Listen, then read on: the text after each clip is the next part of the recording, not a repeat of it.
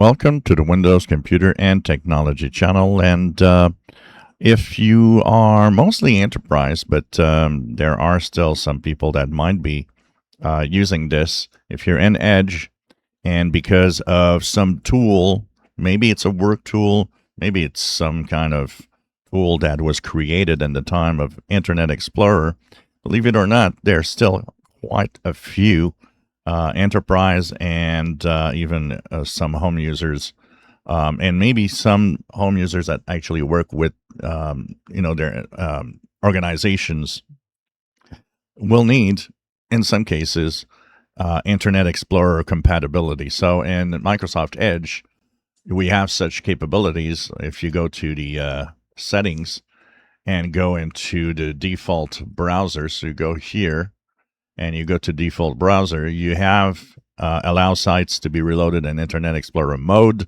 Internet Explorer mode pages. You can add pages, specific pages that are always going to be in Internet Explorer mode.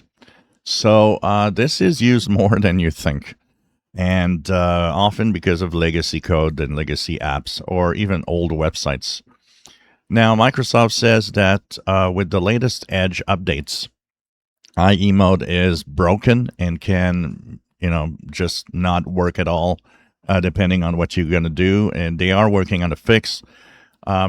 Their own little suggestion is to look at the health dashboard to see when this is going to be fixed.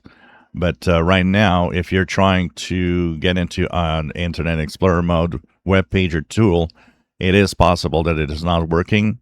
Microsoft also says do not change settings, do not start tweaking anything. It ain't you, it is really the browser that right now has a broken IE mode in it. So hang in there, a fix is coming with one of the next updates for Edge, hopefully during this week. If you enjoy my videos, please subscribe, give us thumbs up. Thank you for watching.